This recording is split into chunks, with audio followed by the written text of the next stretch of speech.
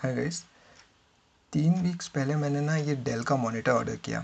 और जब मैंने ये मॉनिटर ऑर्डर किया तब इस मॉनिटर की प्राइस थी अराउंड 15,100 रुपीज़। उसके 1 वीक के बाद जब मैंने इसकी प्राइस चेक की तो वो ड्रॉप हो गई थी 14,500 रुपीज़ पर। और तब से मतलब इसकी प्राइस बस ड्रॉप ही होते जा रही है। और मतलब आज तो हद ही हो गई है, आज इसकी प्राइस है 13,900 रुपीज़। सो ये देख के मुझे काफ़ी बुरा लग रहा था। मुझे लग रहा था यार काश मैं थोड़े दिन और रुक जाता तो मुझे काफ़ी फ़ायदा हो सकता था इस मॉनिटर पे। बट एनीवेज, तो जब मैं देख रहा था इसकी प्राइस ड्रॉप हो रही है तो मतलब मेरे दिमाग में आ रहा था मे बी कोई एक ऐसी सर्विस हो जो मेरे को ये बता दे कि भाई प्राइस ड्रॉप हो गई है। सो मैंने देखा कि ना काफ़ी लोगों ने बहुत सिंपल सी स्क्रिप्ट लिख रखी है इस चीज़ के लिए, जो बेसिकली इस वेब पेज पे आके देखता है कि आपका जो भी प्रोडक्ट है उसका प्राइस कितना है, और अगर वो आपके अफोर्डेबल रेंज में पड़ता है तो वो बस नोटिफाई कर देता है यूज़र को कि भाई अब प्राइस ड्रॉप हो गई है, अब जाके तुम खरीद लो वो प्रोडक्ट। तो ये आइडिया मुझे काफ़ी अच्छा लगा और स्क्रिप्ट भी काफ़ी सिंपल थी। तो मैंने सोचा भाई ये तो स्क्रिप्ट अपन को लिखनी है। तो इस वीडियो में आज हम वही स्क्रिप्ट एकदम स्क्रैच से समझ के लिखेंगे। और किस बात की देरी है, without wasting any more time चलो स्क्रिप्ट लिखते हैं।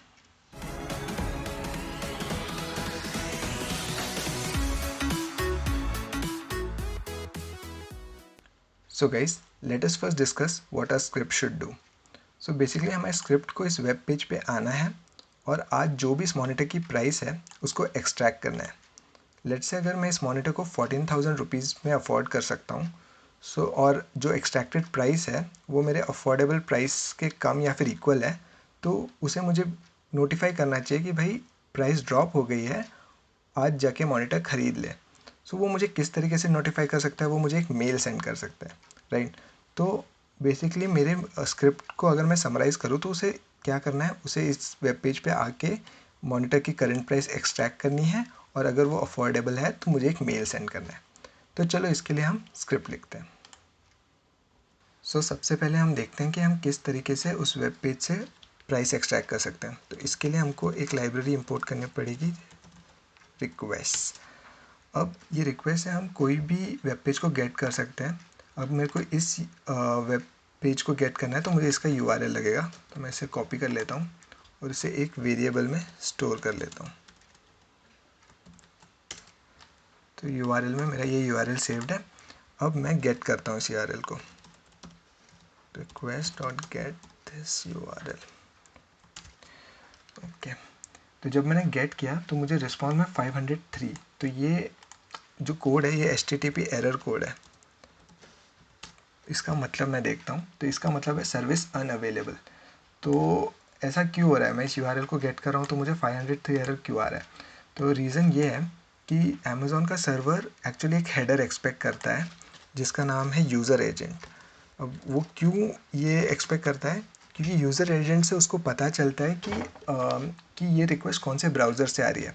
सो डिपेंडिंग ऑन दैट वो रिक्वेस्ट सर्व करता है, और अगर उसको ये हेडर नहीं मिलता है तो वो इस रिक्वेस्ट को सर्व ही नहीं करता है।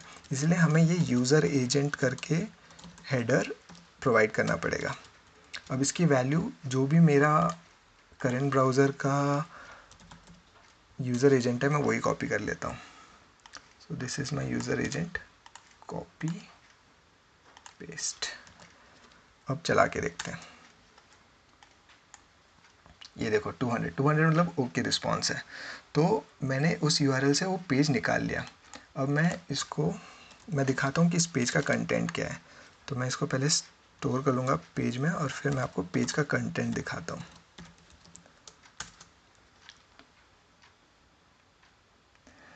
तो आप देख रहे हो क्या हुआ है कि उसने इस वेब पेज को गेट किया है, और जो भी HTML पेज उसको रिटर्न हुआ है वो मेरे को इस कंटेंट में दिख रहा है। बट ऑब्वियसली ये HTML मैं खुद से नहीं मतलब देख सकता, इसको मैं काम नहीं कर सकता डायरेक्टली। तो इस समय पे मुझे एक बहुत ही ब्यूटीफुल लाइब्रेरी की ज़रूरत है, BS4, जिसमें से मैं इंपोर्ट करूँगा BS4, मैं इंपोर्ट करूँगा ब्यूटीफुल सूप। अब ये काफ़ी बड़ा नाम है इसलिए मैं इसको सिर्फ BS करके रिप्रेजेंट कर रहा हूँ, ठीक है। तो अब ये ब्यूटीफुल सूप करता क्या है, ब्यूटीफुल सूप बेसिकली ये जो भी HTML है इसको पार्स कर देगा और एक पार्स ट्री बना के रखेगा खुद के पास। सो हम उससे ईजिली कोई भी एलिमेंट को गेट कर सकते हैं या फिर इस पार्स ट्री में नेविगेट कर सकते हैं। So let me create that. So soup is equal to beautiful soup, और फिर हम ये इसको पेज का कंटेंट दे देंगे और हम इसको बोलेंगे कि भाई तू पार्स कर, बट क्योंकि ये HTML पेज है इसलिए हम HTML.parser ये पार्सर यूज़ करने के लिए उसे बोलेंगे। तो ये उसे पार्स कर लेगा कंटेंट को और सूप में स्टोर कर देगा। अब ये तो हमारा पेज अभी पार्स होके सूप में आ गया, बट मेरे पास अब ये पूरा पेज है, but I am not interested in the whole page, I am just interested in this value, price की वैल्यू। तो ये मैं इस पेज से कैसे एक्सट्रैक्ट करूँ? तो आप क्या कर सकते हो, इस पर राइट क्लिक करके इंस्पेक्ट कर सकते हो। तो आपको दिखेगा कि that this value is inside an element जिसका आईडी है प्राइस ब्लॉक आउट प्राइस। तो इस आईडी को मैं कॉपी कर लेता हूँ और फिर मैं अपने सूप को बोलूँगा कि सूप प्लीज़ मुझे ये फाइंड करके दो एलिमेंट, और मैं उसका आईडी दे देता हूँ इसको, ये है उसका ID.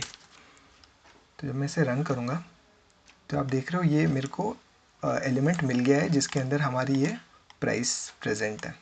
But again I am not interested in the entire element, I am just interested in this text, right. तो मैं इसको बोलूँगा कि भाई तू मुझे सिर्फ टेक्स्ट दे। तो जब टेक्स्ट आया तो ये आ गया, बट इसमें भी मैं इसको स्प्लिट कर दूँगा, मेरे को पूरे इसकी ज़रूरत नहीं है। तो इसमें से रुपीज़ और ये चीज़ स्प्लिट हो गई। तो ऑब्वियसली मैं ये फर्स्ट इंडेक्स में जो है मैं उसमें इंटरेस्टेड हूँ, तो let me take the first index value, first index 1 की वैल्यू, तो वो ये आ गई। अगेन यहाँ पे कॉमा है, मैं कॉमा में भी इंटरेस्टेड नहीं हूँ, तो मैं इसको रिप्लेस कर देता हूँ। कॉमा को रिप्लेस कर दो किसी से भी नहीं। तो रिप्लेस होने के बाद ये वैल्यू हो गई इसकी। But again you can see that this is a string, but I am interested in the number, so मैं इसको फ्लोट में कास्ट कर देता हूँ। तो ये मैं फ्लोट में इसको कन्वर्ट कर दिया, तो अब ये एक्चुअल नंबर है। तो बेसिकली हमने इस वेब पेज से जो भी प्राइस थी मॉनिटर की वो एक्सट्रैक्ट कर ली है एज अ नंबर, राइट। और यही तो हमारा पहला माइलस्टोन कंप्लीट होता है, यहाँ पे हमारा पहला माइलस्टोन कंप्लीट होता है। तो let me just store this value in price, ठीक है। और मैं एक बार आपको चला के भी दिखाता हूँ कि प्राइस में 3900 ही है, राइट। तो ये हमारा पहला माइलस्टोन कंप्लीट होता है, तो इसको मैं एक फंक्शन में लिख देता हूँ, ठीक है। So let me name this function as extract price, और ये इसके अंदर आ गया, और फाइनली मैं ये रिटर्न कर दूंगा। तो ये मैंने एक फंक्शन बना दिया एक्सट्रैक्ट प्राइस।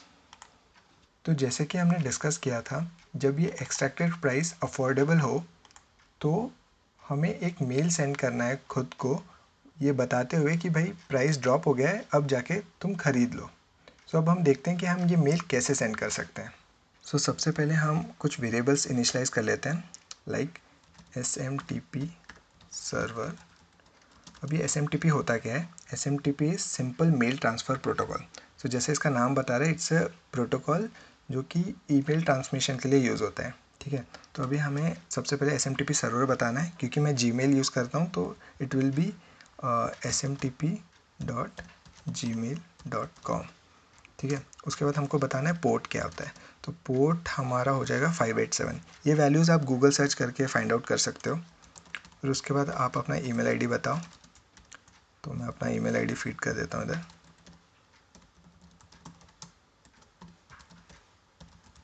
ठीक है। उसके बाद पासवर्ड लिखेंगे।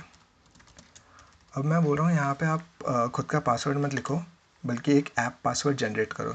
उसके लिए आप क्या करो, गूगल पे जाओ, ऐप पासवर्ड सर्च करो, और आप अपने अकाउंट में जाके ऐप पासवर्ड जनरेट करो, ठीक है। तो अभी मैं लॉगिन करता हूँ,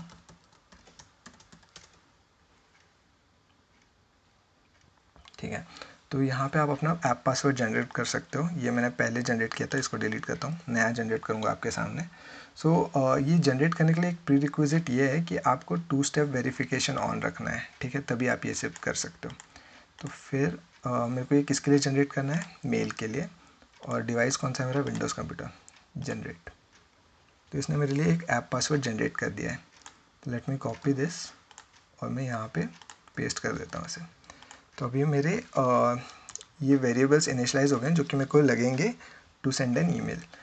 तो अब ईमेल सेंड करने के लिए मैं एक लाइब्रेरी यूज़ करने वाला हूँ, smtplib, और यहाँ से मैं इंपोर्ट करूँगा smtp, ठीक है।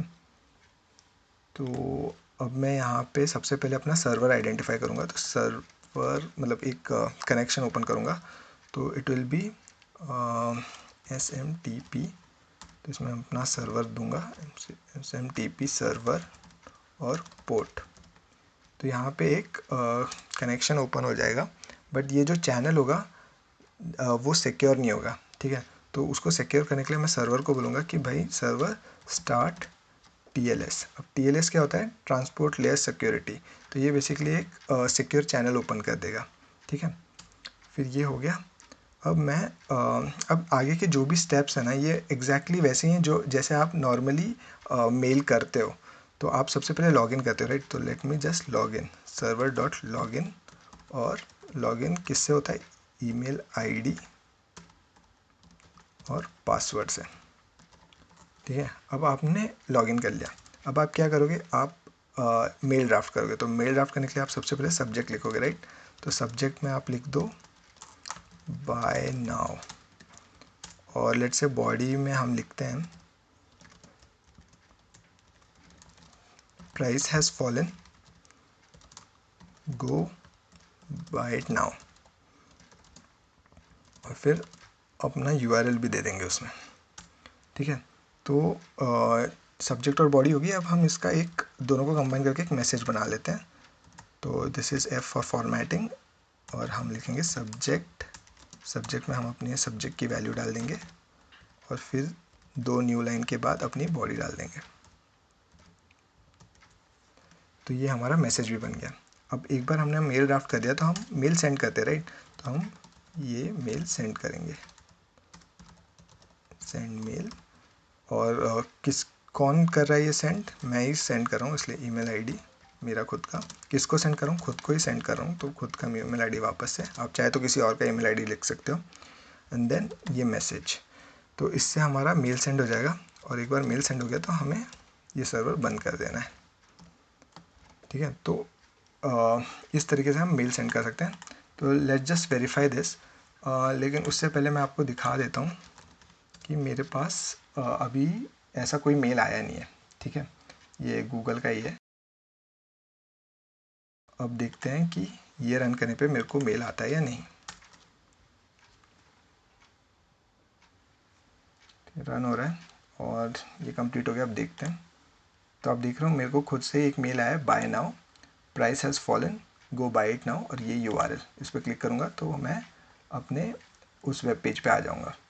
सो बेसिकली हमारा ये जो भी है ये वर्क कर रहा है। तो अब हमें इस, क्योंकि अभी ये, तो हमारा ये सेकंड माइलस्टोन भी कंप्लीट हो गया कि जिससे हम मेल सेंड कर सकते हैं। तो let me just create a function for this. So let's say मेरे फंक्शन का नाम है नोटिफाई, राइट। कि बेसिकली मेरे को नोटिफाई ही तो कर रहा है। तो ये नोटिफाई फंक्शन मेरा बन गया। सो गाइज, अब हम प्रोडक्ट की प्राइस एक्सट्रैक्ट भी कर पा रहे हैं और ख़ुद को मेल भी सेंड कर पा रहे हैं, राइट। तो now let me right the most important line, जो कि है कि जब भी एक्सट्रैक्टेड प्राइस अफोर्डेबल होगी देन हमको नोटिफिकेशन आना चाहिए वाया ए मेल। सो सबसे पहले तो हम अपना अफोर्डेबल प्राइस क्या है वो डिफ़ाइन कर देते हैं। लेट्स से इस मॉनिटर के लिए मैं जो प्राइस अफोर्ड कर सकता हूँ दैट इज़ 13,000, ठीक है। अब इफ़ एक्सट्रैक्ट प्राइस, मतलब कि जब अमेज़ॉन पे अभी जो प्राइस लिस्टेड है इस मॉनिटर की, अगर वो लेस देन और इक्वल टू अफोर्डेबल प्राइस है, तो मुझे नोटिफाई कर दो, मतलब कि मुझे मेल भेज दो। तो ये मेरी कंडीशन हो गई। तो सबसे पहले हम देख लेते हैं कि हमारे मॉनिटर की प्राइस क्या है। तो इट इज़ 13,900। सो ऑब्वियसली मैं इसको अफोर्ड नहीं कर सकता हूँ। तो मुझे ये जब कंडीशन में रन करूँगा तो मेरे को मेल नहीं आना चाहिए। तो लेट मी फर्स्ट सी कि मेल क्या है। तो मेल में आप देखो ये पहले वाला ही मेल है, तो मैं इसको डिलीट कर देता हूँ ताकि कन्फ्यूजन ना हो। ठीक है, ये भी डिलीट कर देता हूँ। ठीक है, now let me run this.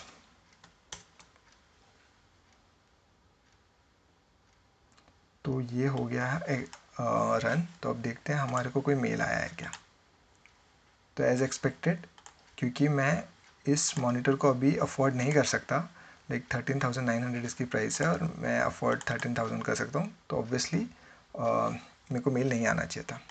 But let's say मैं 14,000 को अफोर्ड कर सकता था, तो ये प्राइस अफोर्डेबल है। तो now I should be able to afford this monitor. So अगर जब मैं ये रन करूँगा तो मुझे एक मेल आना चाहिए। So let us just verify this. ठीक है, ये रन हो गया और देख रहे हो यहाँ पे मुझे मेल आ गया कि भाई प्राइस ड्रॉप हो गया है और जाके इसको ख़रीद लो। So we have verified that our script is running correctly now. Friends, with this we have completed our script and we have also verified it. तो अब आप इस स्क्रिप्ट को डेली वन टाइम रन करने के लिए स्केड्यूल कर सकते हो, सो दैट जब कभी भी प्राइस ड्रॉप हो आपके प्रोडक्ट का और आप उसे अफोर्ड कर पाए तो आपको एक नोटिफिकेशन आ जाए। गाइस, ये जो कंसेप्ट है ना कि जो हमने कोई डेटा एक्सट्रैक्ट किया एक वेब पेज से और उसके बेसिस पे कुछ ऑपरेशंस किए, इसको हम वेब स्क्रैपिंग कहते हैं। ठीक है, so now before I end this video I would like to make a point कि ये जो वीडियो बनाने का मेरा मकसद ये नहीं है कि मैं आपको ये स्क्रिप्ट लिखना सिखाऊं, क्योंकि ऑब्वियसली ऐसी काफ़ी स्क्रिप्ट्स आपको ऑनलाइन मिल जाएगी। बट मेरा एम ये है कि मैं आपको ये जो वेब स्क्रैपिंग है ना, इस कंसेप्ट से रूबरू कराऊं और आपको बताऊं कि ये कितना सिंपल है। तो ये तो एक बहुत ही ईजी सा यूज़ केस था जिसके लिए हमने स्क्रिप्ट लिखी। ऐसे अनगिनत यूज़ केसेस है जिसके लिए आप स्क्रिप्ट लिख सकते हो और अपनी लाइफ आसान बना सकते हो। सो अगर आपको इस वीडियो से कुछ इंस्पिरेशन मिलती है और आप एक ऐसी कोई स्क्रिप्ट बनाते हो, then please let me know, comments में बता सकते हो, मुझे जान के अच्छा लगेगा। Okay, so with this I end this video और अब हम नेक्स्ट वीडियो में मिलते हैं। तब तक के लिए बाय बाय।